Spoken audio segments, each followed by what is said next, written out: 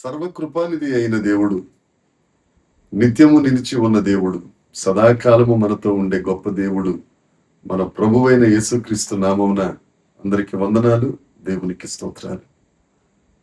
ఆయన కృపలో నిలిచి ఉండి, ఆయన ప్రేమలో నడుస్తూ ఆయనను సంతోషపెడుతున్న మీ అందరికీ మరొక్కసారి దేవుని పేరిట వందనాలు తెలియజేస్తున్నాను.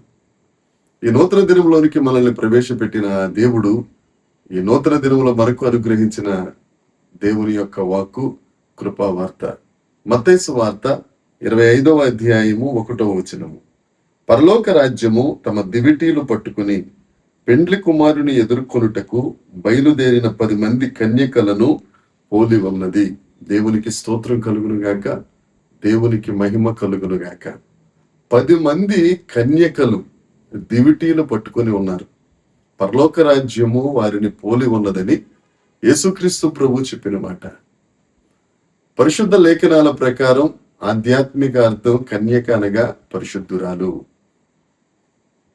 1 కొరింథీ పత్రిక 11వ అధ్యాయం 2వ వచనం ప్రకారం పౌలు గారు అంటారు, పవిత్రురాలైన కన్యక వలె. అంటే పవిత్రురాలు కన్యక అనగా పరిశుద్ధురాలు అని అర్థం వస్తుంది. ఈ 10 మంది కన్యకలు పరిశుద్ధులే. అయితే 5గురు పెండ్లి కుమారునితో ఉన్నారు. 5గురు పెండ్లి కుమారుని చేరుకోలేకపోయారు. ఎందుకు చేరుకోలేకపోయారు? ఈ 10 మంది కన్యకలే. ఈ 10 మంది దివిటీలు పట్టుకున్నారు. ఈ 10 మంది పెండ్లి కుమారుని ఎదుర్కోవడానికి సిద్ధపడి వచ్చిన వారే. ఈ 10 మంది ప్రభువు స్వరము విన్నవారే. ఈ 10 మంది స్వరము విని లేచిన వారే. ఈ 10 మంది ప్రభు స్వరం విన్న తరువాత తమ దివిటీలను చక్కబెట్టుకున్నవారే. ఈ 10 మంది చక్కబెట్టుకున్న దివిటీలను వెలిగించిన వారే.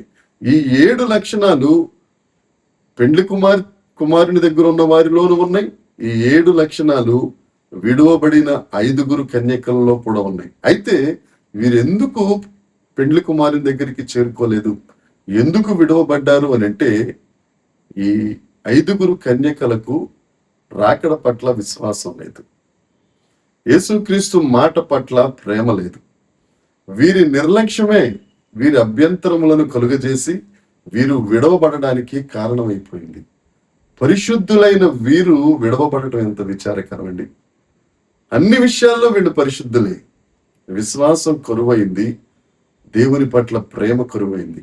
దేవుని యందు ప్రియమైన వారలారా, ఈ విషయాలు తెలుసుకున్న తరువాత మనలో ఏదైనా కొదువుగా ఉంటే ఆ కొదువైన దానిని మనము దేవుని కృపను బట్టి పూర్తి చేసుకుని ఆత్మీయ స్థితిలో ఉన్నతంగా ఉండి దేవుని రాకడ పట్ల విశ్వాసము, దేవుని మాట పట్ల ప్రేమ, దేవుని పట్ల లక్ష్యము కలిగిన వారమై మనము నివసిస్తూ ఆ రాకడలో ఎత్తబడే వారిగా ఉండాలి.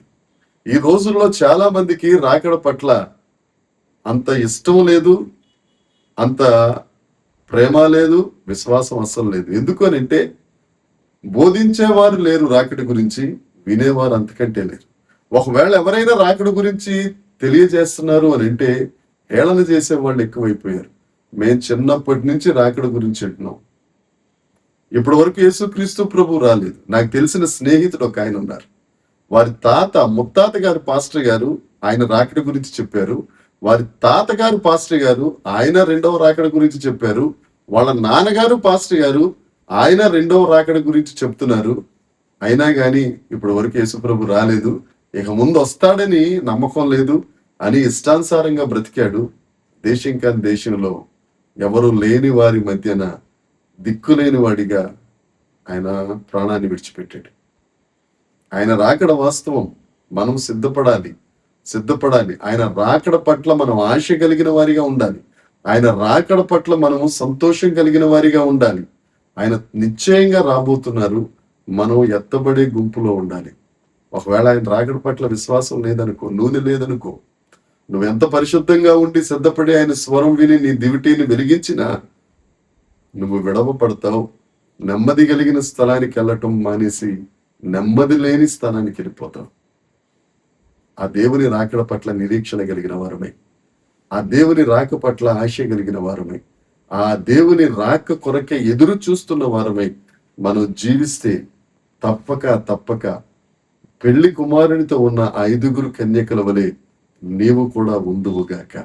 యేసుక్రీస్తు ప్రభువు రాకడలో ఎత్తబడే గుంపులు ఆ పెండ్లి కుమారునితో పాటు ఉన్న ఆ 5 పరిశుద్ధమైన కన్యకల వలె మనము కూడా ఆయనతో ఉందువుగాక. అతి కృప మన దేవాది దేవుడు మనకు అనుగ్రహించునుగాక. దేవునికి స్తోత్రం కలుగునుగాక. ప్రార్థన చేసుకుందాం. పరలోకమందున్న మా తండ్రి, మా ప్రభువా, మా రక్షకుడా, తండ్రి, మీరు దూతలతో, కిరూపులతో, సిరూపులతో, మహిమతో తిరిగి వస్తున్న ఆ అపూర్వమైన రాకడ సమయంలో తండ్రి, నీ స్వరం మేము వినాలి. దేవా, నిన్ను చేరుకోవాలి. మేఘాల మీద ప్రభావ మీ దగ్గరికి వచ్చేయాలి తండ్రి. దేవానైనా అప్పటి వరకు మేము సిద్ధంగా ఉండి విడువబడిన వారిగా మేము ఉండకూడదు ప్రభా. దేవా, అటువంటి పరిస్థితుల నుంచి మీరు మమ్మల్ని విడిపించి నీ రాకడ పట్ల విశ్వాసం, నీ రాకడ పట్ల ప్రేమ, నీ రాకడ పట్ల ఆశ, నిరీక్షణ కలిగిన వారమే ఎత్తబడే వారిలో మేము ఉండగలుగుటకు నీ కృప దయచేసి మహిమ పొందమని నజరేయుడైన యేసుక్రీస్తు నామమున ప్రార్థించి అడిగి వేడుకొనుచున్నాము తండ్రి.